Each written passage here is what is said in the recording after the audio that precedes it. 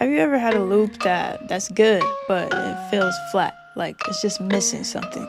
I feel like we've all been there, but there are ways to make these loops that kind of fall flat and feel really simple, sound unique, dynamic, and something that you could call your own, even though it is a sample. I mean, how else do you think DJ Premier, Just Blaze, and Ninth Wonder all made a name for themselves? Now, of course, loops like this are a lot more simpler, so we have a lot more flexibility. Let me show you what you can do with that. So a lot of you are familiar with Mimic. What if I told you that with Mimic, you can flip any loop into something completely fresh?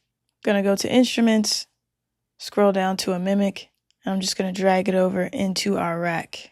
Now, Mimic is a creative sampler that has 4 different modes: pitch mode, slice mode, multi-slot, and multi-pitch. And we're going to use slice mode for this first example in this video. I'm going to show you how you can use Mimic to turn simple loops into something more creative. I used to feel like chopping samples was complicated, and maybe you've tried before and you didn't like the result, or maybe you think it'll take forever to learn. But trust me, with Mimic, it's easier than you think, and by the end of this video, you'll be chopping samples like a pro. Believe me, when I first got into it, it took me quite some time to get it down. Now, many of you use platforms like Splice or Loop Cloud, or you buy loop packs from different sample makers. This is a workflow you can use for that. So I'm dragging this loop straight into Mimic, and you can see it's on slice mode here by clicking here. So now I can create my own arrangement of these slices to create my own melody out of the sample.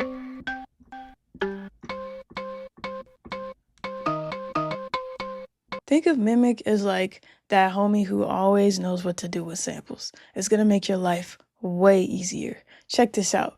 With just a few clicks, we drag in the loop, we put it on slice mode, and now we've got our chops ready to go.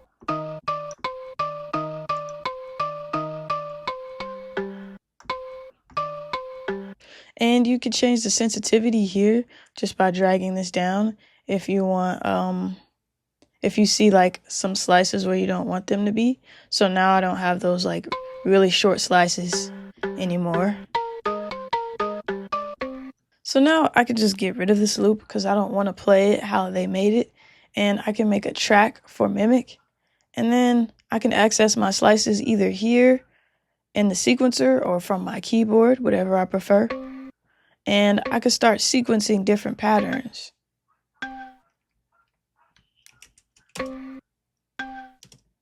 Let's shorten this.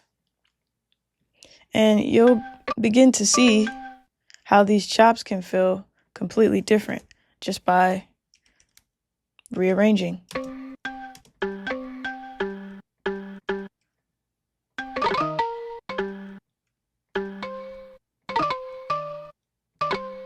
We can even play more than one chop at a time. So I could essentially layer these chops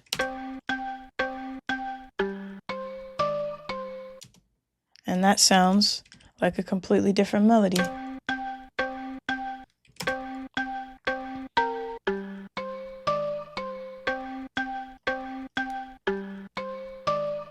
This is where the magic happens, just rearranging things and making it your own.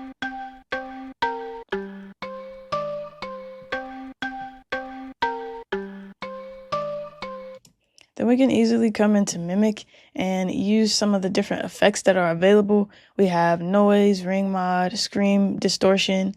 You can also just hop into the mixer and add some reverb, or you can drop some stuff in the insert section. So let's do a bit of both. I'm going to go into the mixer and I'm going to add some reverb from the template.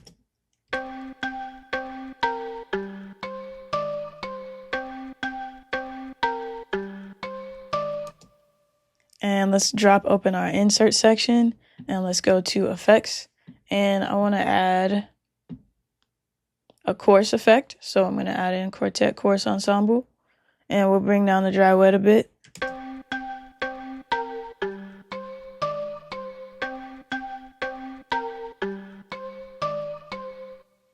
Have a completely different melody now. I could just loop that section around and build my beat around this sample that we downloaded that was already a different melody into something new. So that's how you can take a melodic loop and change it into something that is yours. Now what I'm going to do is collapse this and I'm going to mute it. We're going to call this melodic loop, and I'm going to show you something a bit more complicated. We're going to use a more complex loop. We're going to pick a loop from one of my Reason packs on Reason Plus. And of course, if you have your own sample packs, experiment with your own sample packs. If you don't have Reason Plus, just using this for the sake of time. All right. And let's pick one of these samples.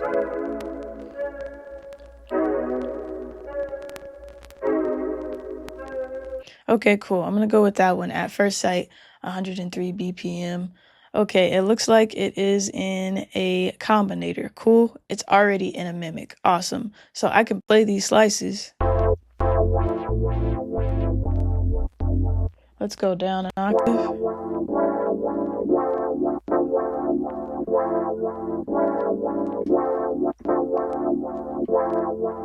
Make something new.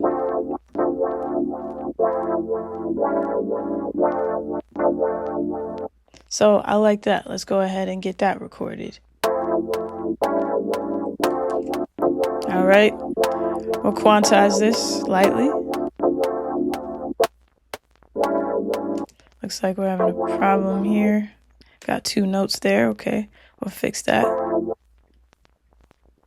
And I can easily come in and turn off the effects that are here. Let's turn off this vinyl crackle.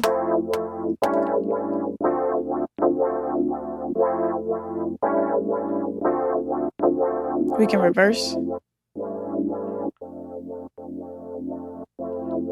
And that reverse button is here.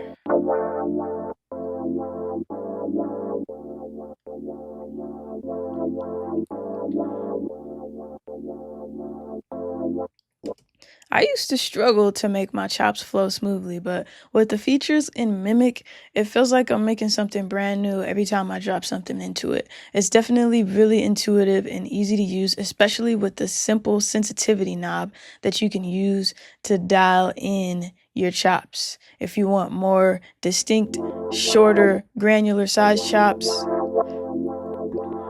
it's easy to get that going. And let me turn reverse off for the sake.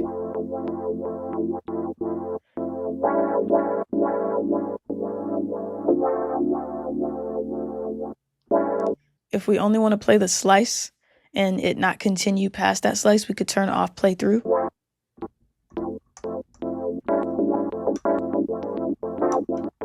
And in this case, you could just draw some random notes. So let's say we wanted to make a generative pattern using Reason players. We can drag something like beat map onto this and then just play with the XY map.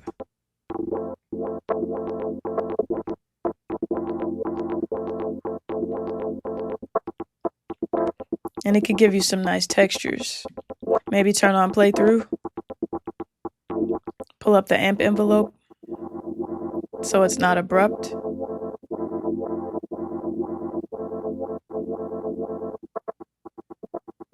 So now we could take this version and layer it with our original.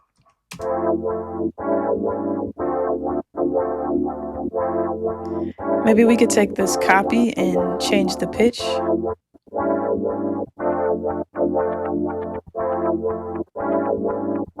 So now it's like a creative percussion loop in the background. This is where you can really start to bring in your own style, whether it's the drums you like, the bass you like, the chops give everything more rhythm and life. So this is what we have with our original loop.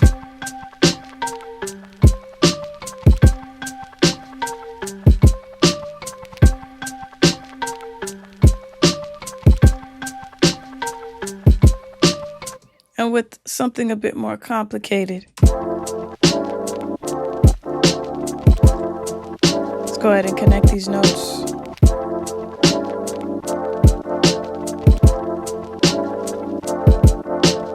So what started as a simple loop is now a fire beat that sounds completely different than the original. At the start, we had a loop that was just sitting there doing nothing but what whoever made it did to it. Now look at it. This is what chopping can do for your production. If you want to learn how to use Mimic, I encourage you to dig deeper into the controls on it, the sensitivity knob, this playthrough button, changing the pitch. You can change the speed of the sample here as well. Let me solo that and show you.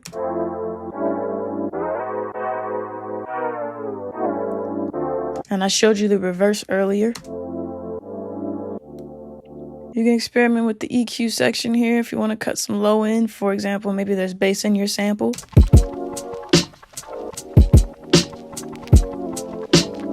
Cut the high end as well. Got a few distortions here, so let's try scream.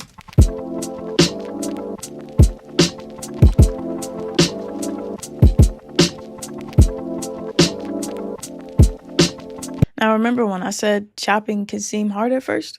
Now you've seen how easy it is to make something unique. So all you gotta do is drop a loop in Mimic, turn the sensitivity knob, play with the slices, rearrange them. Now it's your turn. Take any loop you want, throw it in a Mimic, start chopping it. You never know what you're gonna create. If you love it enough, send it to me so I can hear it. This is just the beginning. Your beats are about to get a whole lot more fire. Just keep putting in the time, keep putting in the work, and keep putting in the effort. You need those 3 things to move forward. It's all Couture, Kickback, and Cook Up. Today is day 8 of our 30-day Reason Marathon.